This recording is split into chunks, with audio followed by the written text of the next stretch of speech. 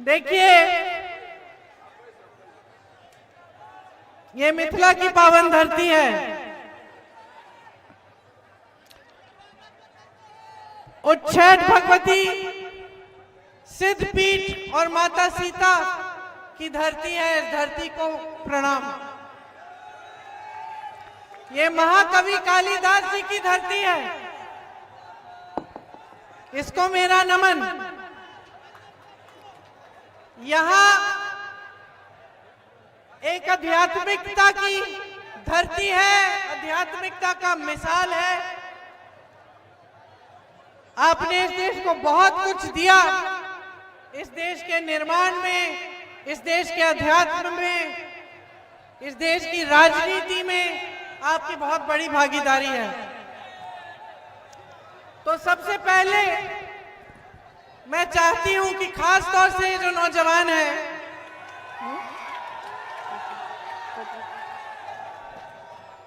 ये समझे कि बिहार ने इस देश के लिए क्या किया। आपकी धरती ने इस देश की आजादी के लिए, इस देश के निर्माण के लिए, इस देश के इतिहास के लिए क्या किया है। ये वो धरती है, बिहार की धरती, जहां से हमारे सत्याग्रह का आंदोलन शुरू हुआ। आपके पूर्वज जो किसान थे, एक ऐसे समय में जबकि ये व्हाट्सएप नहीं था जो आप लोग इस्तेमाल करते हो, कि फट से कि फोटो ले ली, फट से वहां पहुंच गई दिल्ली। ये नहीं था। सोच लो, उस समय में जब फोन नहीं था, टीवी नहीं था, मुश्किल से 1-2 अखबार थे, अंग्रेज उस अखबार में कुछ छापने भी नहीं देते थे। उस समय आपके पूर्वजों ने एक ऐसा आंदोलन किया,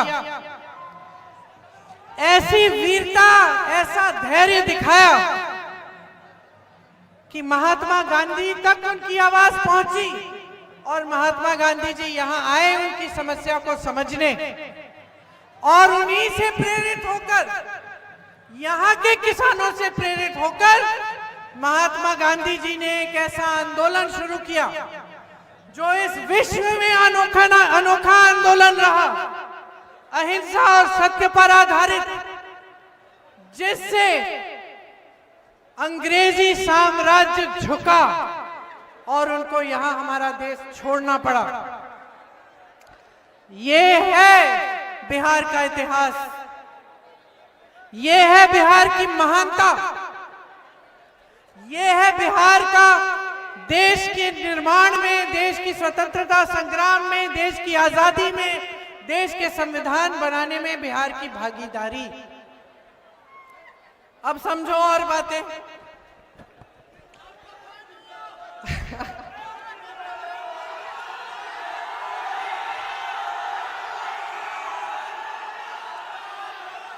इस देश का संविधान जो आपके पूर्वजों के संघर्ष ने बनाया, जो महात्मा गांधी जी, अंबेडकर जी, नेहरू जी जैसे तमाम महापुरुषों ने जिसके लिए बड़ी बड़ी कुर्बानियां दी,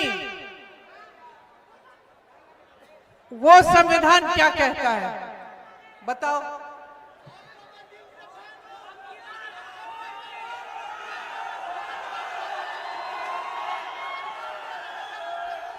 सबसे बड़ी चीज क्या है इस संविधान में? लोकतंत्र हमारा।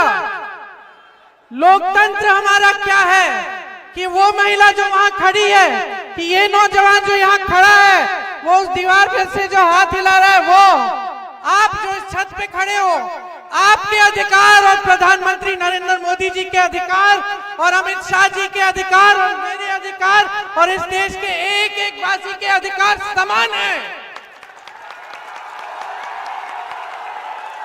ये है हमारा लोकतंत्र जो आपको शक्ति देता है, जो आपकी शक्ति को पहचानता है, जो आपकी शक्ति को सर्वोपरि रखता है। ये हमारा संविधान जो कहता है कि किसी भी जाति के हो, किसी भी धर्म के हो, चाहे गरीब हो, चाहे अमीर हो, चाहे अडानी जैसे बड़े लुटेरे उद्योगपति हो, चाहे कोई गरीब किसान खेती में काम कर रहा हो, उसको समान दृष्टि से देखना है, उसके वही अधिकार है। उन सबको वोट का एक अधिकार है। तो आज चुनाव के समय में यहां आई हूं। आज आधा बिहार, मतलब बिहार की आधी आबादी पोलिंग में है, वोट देने जा रही है। लेकिन अफसोस की बात यह है कि इसी बिहार में इस सरकार ने और चुनाव आयोग ने 65 लाख वोट काटे हैं। कल मेरे भाई ने एक बड़ा खुलासा किया, राहुल गांधी जी ने, जानते हो उनको? किसके लिए लड़ते हैं? आपके लिए लड़ते हैं, सच्चाई के लिए लड़ रहे हैं। राहुल गांधी की लड़ाई आपकी लड़ाई है, संविधान की लड़ाई है, न्याय की लड़ाई है, वही लड़ाई जो महात्मा गांधी लड़ रहे थे। और कल राहुल गांधी ने एक बहुत बड़ा खुलासा किया कि हरियाणा में जब इसी तरह विधानसभा का चुनाव हुआ तो पूरा का पूरा चोरी किया गया, 25 लाख वोट फर्जी लगाए गए। एक सुंदर सी सुनो, मजेदार बात है, चुनाव आयोग इतना दिलचस्प बन गया है कि एक सुंदर सी विदेशी महिला की फोटो लेके चुनाव की जो सूची है उसमें डाल के उससे फर्जी 20 वोट डलवा दिए। समझ रहे हैं? वो यहाँ की है भी नहीं, वो हिंदुस्तानी भी नहीं है।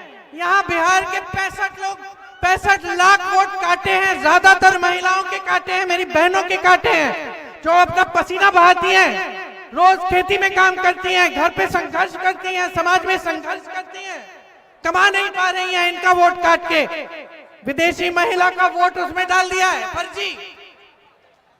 ये है हमारा चुनाव आयोग। और किसके साथ ये काम हो रहा है? उन्हीं के साथ जो निष्पक्ष चुनाव में कभी चुनाव जीत ही नहीं सकते। नरेंद्र मोदी जी, अमित शाह जी, उनकी सरकारें, उनके मंत्री, मैं चुनौती देती हूं उनको, निष्पक्ष चुनाव कराएं, निष्पक्ष चुनाव कराएं, देखते हैं कौन जीतता है। सच्चाई ये है, डरपोक के सारे आपसे डरते हैं, आपसे डरते हैं। आप अपने अधिकारों के लिए प्रदर्शन करते हो, आपको पीटने की कोशिश, आपको पकड़ के जेल में डाल देते हैं, प्रशासन आ जाता है, पुलिस आ जाती है, आपको पीटने के लिए इस देश की जनता को, आपसे डरते हैं। आपके वोट काट रहे हैं क्योंकि आपके वोट से डरते हैं, आपकी शक्ति से डरते हैं।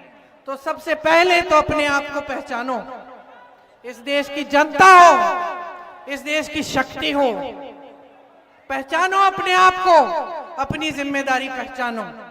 आपसे भी शिकायत है, ऐसी बात नहीं है, सिर्फ अच्छी बातें बोलने नहीं आई हूं। आपसे शिकायत है, और शिकायत है मेरी बहनों। मैं कई महिलाओं के घर जाती हूं गांव में और बातचीत कर लेती हूं, और कई बार मुझे ऐसा मिला कि घर में पानी नहीं आ रहा है, खंबा है, बिजली नहीं है, बच्चों के लिए पाठशाला नहीं है गांव में, सड़क टूटी फूटी है, उस पर चला नहीं जा रहा है, और मुझे बता रही हैं कि वोट तो हम इसी विधायक को देंगे। मैंने कहा कहाँ का है विधायक? कहती है भाजपा का है। मैंने कहा क्यों दोगी, कुछ किया नहीं है उसने तुम्हारे लिए? कहती है क्योंकि हमारे घर आए थे, हमसे प्रार्थना कराए, हमसे शपथ दिलवाए कि हम धर्म के नाम पर भाजपा को ही देंगे वोट।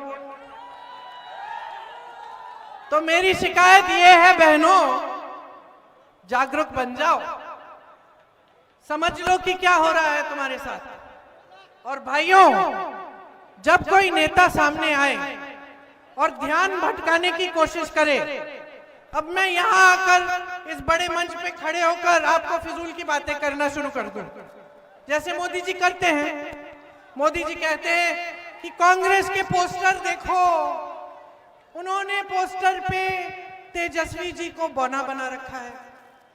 फिर वो बोलेंगे आरजेडी का पोस्टर देखो, उस पे राहुल गांधी वोट चोरी के खिलाफ लड़ने वाले, उनको बौना बना रखा है।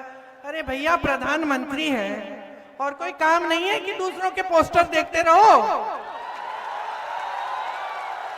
तुम्हें क्या चोट पहुंच रही है भाई? आपको क्या चोट पहुंच रही है कि किसको बौना बनाया, किसको बड़ा बनाया? आप तो अपना चेहरा चमकाते रहते हैं, आपके तो बड़े बड़े पोस्टर हैं, आप तो टीवी के हर चैनल पे रोज रोज दिखते हैं सबको। आपका काम क्या है? नरेंद्र मोदी जी का काम क्या है? प्रधानमंत्री का काम क्या होता है बताओ? तुम्हें रोजगार दिलाना, तुम्हारे लिए शिक्षा संस्थान बनाने, ये जो पेपर लीक हो रहे हैं इसको रोकना, ये मेरी बहनों को सुरक्षित रखना, इनके लिए मौके दिलवाना, ये भी रोजगार लें, ये भी अपने पैरों पे खड़ी हो। छोटी छोटी बच्चियां हैं, उनको शिक्षा मिले, आगे बढ़े, वो लोगों को इकट्ठा रखना, देश में उन्नति बनानी, देश में एकता बनानी। और ये करते क्या रहते हैं? फूट फैलाते रहते हैं, मंच पर आते हैं, फिजूल की बातें करते हैं। तो मैं कह रही हूं कि कोई भी नेता है, किसी भी पार्टी का हो, मेरी पार्टी का भी हो, फिजूल की बातें करेगा, ध्यान भटकाने की बातें करेगा, तो सबक सिखाओ, सबक सिखाओ। ये है शिकायत मेरी। अरे 20 साल से चले आ रहे हैं, 20 साल से एनडीए की सरकार है, कौन सी तरक्की हुई भाई तुम्हारी? कौन सी तरक्की हुई?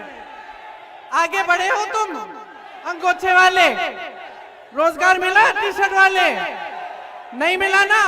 बहन, तुम्हें क्या मिला? अभी हफ्ते पहले तो 10,000 रुपए दे दिए तुम्हें खुश करने के लिए, इससे पहले क्या मिला? 20 सालों में कुछ मिला? तो ये 10,000 रुपए क्या बने जो हफ्ते पहले, चुनाव के पहले मिल रहे हैं? क्या बने? क्या बने? घूस। अरे घूस की इतनी आदत हो गई है, इतना भ्रष्टाचार कर डाला है, आप एक भी छोटा काम, पहचान पत्र बनाना है, कुछ भी करना है, कर नहीं सकते बगैर घूस दिए। तो ये कह रहे हैं चलो हम बिहार की महिलाओं को भी थोड़ा सा घूस दे देते हैं, 10,000 रुपए, हमें वोट मिल जाएगा। ये कोई बात नहीं हुई, गलत बात है। आप पैसे ले लो, आप पैसे लो, क्योंकि आप ही के पैसे हैं, कोई एहसान नहीं है आप पे, देश की संपत्ति है, कोई मोदी जी अपने जेब से नहीं दे रहे हैं, देश की संपत्ति आप ही की है। ले लो, कुछ अच्छा करो, इससे परिवार के लिए कुछ छोटा मोटा करो, बचत कर लो अगर कर सकती हो, लेकिन अपना वोट इनको नहीं देना है। आपका वोट आपके बच्चों के लिए डलेगा, आपका वोट आपके समाज, आपके गांव, आपके विकास, आपके बच्चे, आपके माँ बाप, आपके भविष्य के लिए डलेगा, इस धरती के लिए, इस देश के लिए जिसने सब कुछ दिया है हमें। आज आपकी परिस्थिति क्या है? तुम सब शिक्षित तो होगे, हो कि नहीं हो? बेरोजगार हो कि नहीं हो? बेरोजगार हो। आज की परिस्थिति ये है कि ये बेचारे कमाना चाहे ना, नहीं कमा पाएंगे। एक जमाने में खेती से, किसानी से कमाता था इंसान,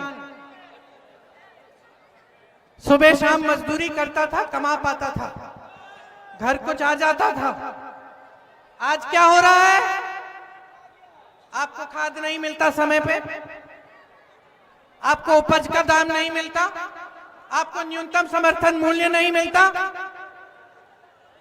ट्रैक्टर चलाना पड़ता है, ट्रैक्टर पे जीएसटी, पेट्रोल पे जीएसटी, डीजल पे जीएसटी नहीं, पेट्रोल के दाम महंगे हो गए हैं, डीजल महंगा हो गया है। तो कमाओगे कैसे? कमाओगे कैसे? ठीक है, खेती किसानी से कमाते थे, अब नहीं कमा पाते। अब बड़े बड़े उद्योगों की बात करते हैं। ये लोग कहते हैं ना 70 सालों में कांग्रेस ने क्या किया। मैं सूची निकालूंगी ना, 1 घंटे के लिए यहाँ खड़ी रहूंगी, क्या किया। IIM, IIT, एम्स, बड़े बड़े उद्योग, बड़े बांध, बड़ी नहरें, बड़े पुल सारे कांग्रेस के जमाने में बने। इन्होंने क्या बनाया? इनके 27 पुल तो 3 साल में गिर गए। इन्होंने कोई बड़ी संस्था बनाई, कोई विश्वविद्यालय नया शुरू किया, कोई बड़ा उद्योग लगाया। जो चीनी के मिल थे वो भी बंद हो गए। यहां बिहार में रिफाइनरियां होती थी, बिहार में सब कुछ बनता था, पेपर मिल, चीनी मिल, इतनी सारी चीजें। शिक्षा की व्यवस्था इतनी अच्छी थी कि यहीं से सबसे बड़े बड़े अधिकारी जाते थे, IPS, IFS, IAS, नाम लोग बिहार के होते थे। कितना आत्म स्वाभिमान था, कितना आत्मसम्मान था। आज क्या है? शिक्षा ठप, उद्योग, जितने भी बड़े बड़े उद्योग थे सरकारी, कहां गए? किसके पास? अडानी और अंबानी के पास। देश के बंदरगाह, देश के हवाई अड्डे, आप नाम लीजिए, सारा इनको सौंप दिया है। आपको अपने बच्चों की शादी करानी पड़ती है, कर्ज लेना पड़ता है, कर्ज लेना पड़ता है। कर्ज चुकाने के लिए जीवन भर संघर्ष करते रहते हो, ब्याज देना पड़ता है। ये अडानी जी, अंबानी जी, इनके पास लाखों करोड़ रुपए हैं। अब मोदी जी क्या करते हैं? क्या करते हैं? उनके कर्ज माफ करते हैं और आपके कर्ज माफ नहीं करते। आपका 1 रुपया माफ नहीं करते, बल्कि आपकी बिहार की जमीन 1 रुपए प्रति एकड़ में अडानी को पकड़ा देते हैं। ये खड़े हैं ना नौजवान यहां बेरोजगार, इस एक एक नौजवान को अगर 1-1 एकड़ जमीन दे दी होती 1 रुपए के दाम में, तो क्या तुम नहीं कर सकते थे अपना भविष्य उज्जवल? तो कैसी सरकार को बढ़ावा दे रहे हो? 20 साल से चले जा रहे हैं, करे जा रहे हैं। अब अंतिम वो आ गया है कि अब वोट चोरी भी शुरू, क्योंकि जानते हैं कि अब जनता पहचान रही है, जनता सच्चाई देख रही है, जनता जानती है कि भाजपा के बड़े से बड़े नेता मंच पर आकर झूठ ही बोल रहे हैं। समझ गई है जनता सब कुछ। जनता का ये हाल कर दिया है कि यहां से, बिहार से पलायन करके बाहर जाना पड़ता है। ये कोई आसान काम है? कल तुम लोगों को जाना पड़ा है, अभी तो तुम बहुत नौजवान हो, 2-3 साल में जाना पड़ेगा। यहां तो तुम्हें रोजगार मिल नहीं रहा है। जब तुम जाओगे बड़े शहर में, किसी को नहीं जानोगे। बड़े शहर में लाखों करोड़ों लोग होते हैं, कोई किसी को नहीं मानता, कोई अपना नहीं होता है, कोई अपना नहीं होता है। आप जानते हैं, मेरे से अच्छी तरह जानते हैं। वहां जाओगे, कहीं एक कमरा मिल जाएगा, उसमें 8-10 लोग इकट्ठे रहोगे। जाओगे, मजदूरी ढूंढोगे, कोई नौकरी ढूंढोगे, कोई भी वेतन दे, कितना भी पैसा दे, बोलोगे कोई बात नहीं, थोड़ा तो कमा लेंगे, चलो कर लेते हैं, नौकरी मिल रही है, मजबूरी है। नौकरी करोगे, पसीना बहाओगे, थोड़ा सा बच जाएगा, घर भेजा करोगे। परिवार को देखोगे नहीं। जो शादीशुदा है वो अपनी बीवी को छोड़ के जाता है, अपने बच्चों को छोड़ के जाता है। जो यहाँ पे परिवार संघर्ष करता है वो अकेला करता है। ये मेरी बहनें हैं, जिसके पति पलायन करके गए हैं, मैं जानती हूँ, अकेली हो, अकेले संघर्ष करना पड़ता है। वो आ नहीं पाता, चाहे कितना भी चाहे, वो लौट नहीं पाता।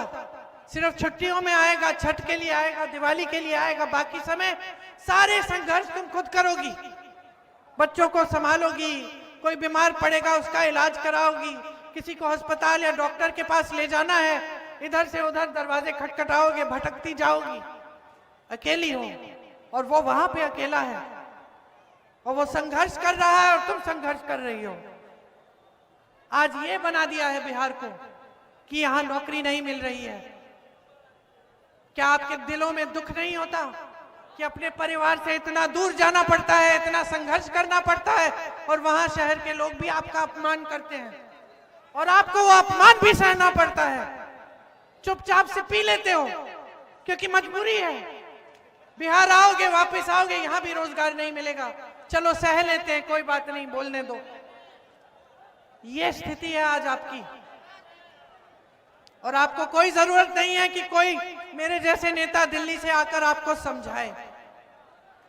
ये जो स्थिति आप समझते हैं, आप जी रहे हो, रोज सुबह उठते हो, घबराहट होती है, दिवाली आ रही है, हाँ खुशी होती है, लेकिन अंदर से घबराहट भी होती है। मेहमान आएंगे, घर आएंगे, खाना बनाना पड़ेगा उनके लिए, घर की लिपाई पुताई करानी पड़ेगी, कुछ टूटा हुआ है मरम्मत करनी पड़ेगी, कैसे करेंगे?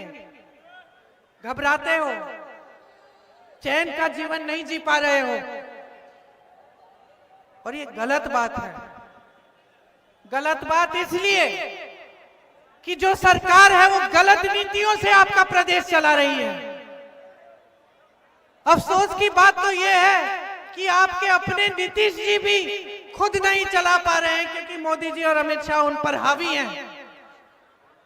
आपकी सरकार दिल्ली से चल रही है, यहाँ के double engine double engine double engine, असलियत ये है सिंगल इंजन है, मोदी जी चलाते हैं, चाबी उनके पास है, ऑन वो करते हैं, ऑफ वो करते हैं। तो जो निर्णय यहाँ पे बिहार की धरती पे बिहार के वासियों के लिए लेने चाहिए, वो भी नहीं ले पा रहे हैं। और ये पोस्टरों की मैंने बात की, मोदी जी देखते रहते कि किसका कहां पोस्टर है। अरे खुद तो नीतीश जी को मंच पे नहीं लाए हैं, उनके मंचों को देखो, सिर्फ मोदी जी छाए हुए हैं, नीतीश जी को सम्मान नहीं दे रहे हैं, बिहार की जनता को सम्मान नहीं दे रहे हैं। तो बिहार का भविष्य क्या है? फिर भविष्य क्या है? तो ये है आपकी परिस्थितियां, ये है आपकी असलियत। अब बताओ, बदलनी है कि नहीं? और जोर से, किसके लिए बदलोगे? अपने लिए बदलोगे, अपने लिए बदलोगे। और सुन लीजिए, ऐसा नहीं होना चाहिए कि आंखें मूंद करके आपने किसी को वोट दे दिया।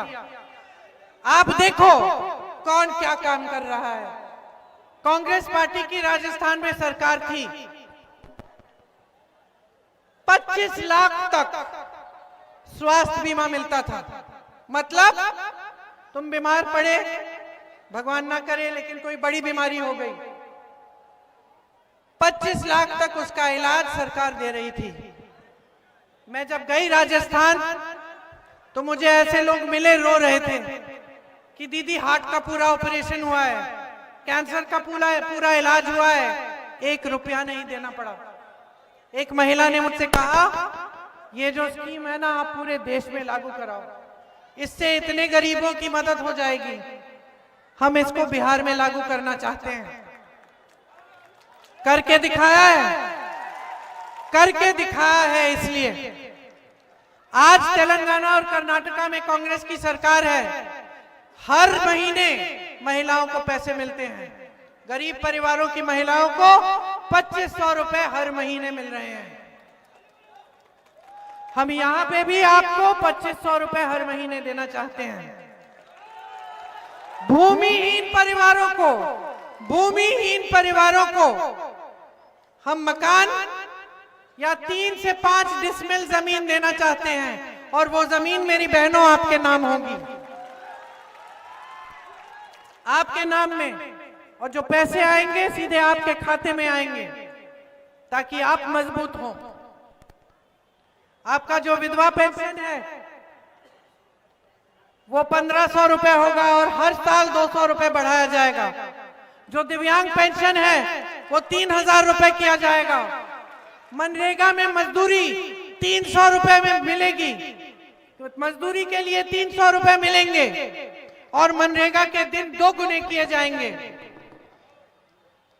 किसान सुन लीजिए, जो यहां मौजूद हैं, गारंटी दे रहे हैं हम आपको कि न्यूनतम समर्थन मूल्य आपको मिलेगा। आपके लिए मंडियां खुलवाई जाएंगी, आपकी मदद होगी। 200 यूनिट बिजली मुफ्त में मिलेगी। जीविका बहनें सुन लें, 30,000 का आपका वेतन होगा प्रति माह और आपकी नौकरी पक्की होगी। मेरे नौजवान भाई यहां खड़े हैं, पेपर लीक की मैंने बात की, पूरी आपकी जवानी बर्बाद हो जाती है। आप ठहरे रहते हैं, पेपर देते हैं, लीक हो जाता है, चलो कोई बात नहीं, 6 महीने में रिजल्ट आ जाएगा, फिर से पेपर दे देंगे, रिजल्ट आ गया, नियुक्ति नहीं हुई, और ठहरेंगे। ठीक है, किसी और नौकरी के लिए हम वो ट्राई भी नहीं करेंगे, कोशिश भी नहीं करेंगे, क्योंकि ये हो जाएगी एक ना एक दिन। ठहरे रहो, सालों ठहरे रहो। यूपी में तुम्हारे जैसे नौजवानों से मिली हूं जो 28-29 साल तक ठहर रहे हैं। मुझे कहा उन्होंने शादी नहीं हो पाई, रोजगार नहीं मिला, हमने कोशिश भी बंद कर ली, क्योंकि हमने इतने एग्जाम दे दिए थे, पेपर लीक हो गए थे, लेकिन हमने सोचा एक ना एक दिन तो हो ही जाएगा। हम जब जब गए बोला 6 महीने में होगा, 6 महीने में होगा, हमने काम रुक जाते हैं।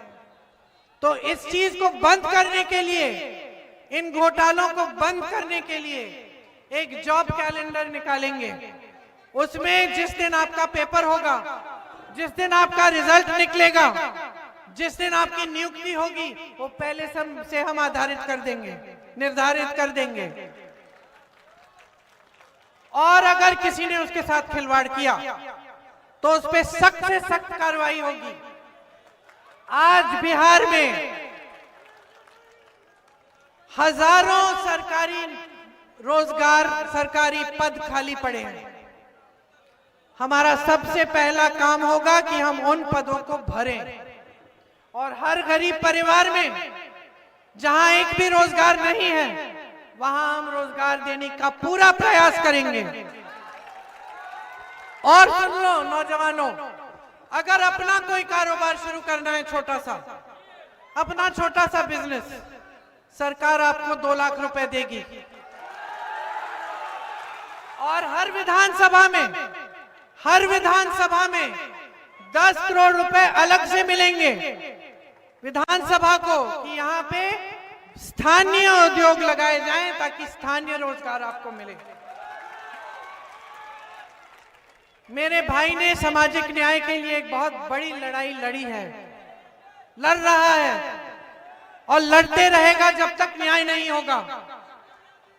यहाँ पे जब राहुल जी ने न्याय यात्रा निकाली, जब यहाँ तब सबसे पहले तो बहुत विरोध किया भाजपा के नेताओं ने, तब जब 24 का चुनाव हुआ और नतीजा एकदम उनके मुताबिक नहीं गया, उनको लगा कि इसमें बात में कुछ दम है, कहीं चुनाव ना हम हार ना जाएं, तो चलो हम भी कह देते हैं कि हम जातिगत जनगणना बिहार में भी करेंगे।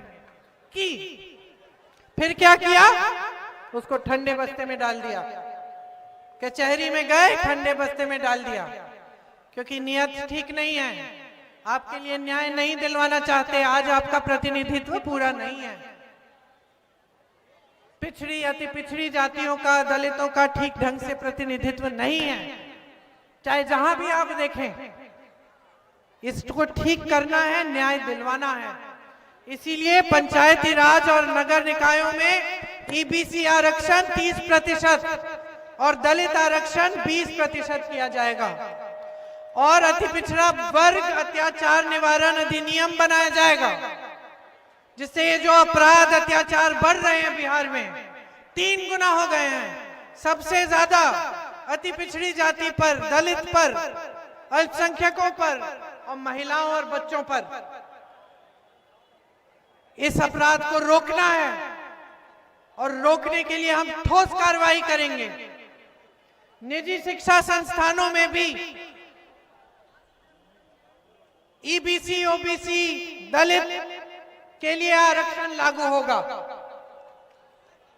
तो ये सब चीजें हम आपके लिए करना चाहते हैं। हम इसलिए करना चाहते हैं क्योंकि हम अच्छी तरह से समझते हैं कि आपका संघर्ष क्या है। दुख होता है हमें कि इतनी महान धरती, इतनी महान जनता, आपकी तरह किसी के पास काबिलियत नहीं है। जिस तरह से आप काम करना जानते हैं, कोई नहीं जानता है। जिस तरह से आप दिन रात एक करके किसी न किसी तरह से अपने परिवारों के लिए कमा रहे हो, हम समझते हैं, हम चाहते हैं कि आपका विकास हो, कि बिहार फिर से बुलंद हो, कि बिहार की ये धरती फिर से खुशहाल हो और कि ये लूट बंद हो, ये भ्रष्टाचार खत्म हो और ये जो वोट चोरी इन्होंने शुरू की है इस पे रोक लगे। तो समझ लीजिए ये सारी बातें, और जब आप जाएंगे वोट डालने के लिए मेरी बातों को अच्छी तरह याद रखना। ये वोट सोच समझ के अपने दिल से देना, अपनी इस महान धरती के लिए। व्यर्थ मत होने देना। ये आपकी एक बहुत बड़ी जिम्मेदारी है। हम अपनी जिम्मेदारी को अच्छी तरह से समझते हैं और निभाकर दिखाएंगे। हमारे जितने भी प्रत्याशी हैं आपके लिए समर्पित हैं, आपके लिए दिन रात एक करेंगे, आपके विकास के लिए काम करके आपको दिखाएंगे। तो एक बार जोर से मेरे साथ बोलिए, बिहार की धरती की जय, बिहार की धरती की जय, बिहार की धरती की जय। याद रखना मेरी बातों को। चुनाव के दिन भारी से भारी बहुमत से हमारे तीनों प्रत्याशियों को जिताना, बिहार में महागठबंधन की सरकार लाना और अपने भविष्य को फिर से उज्जवल बनाना। धन्यवाद। जय हिंद।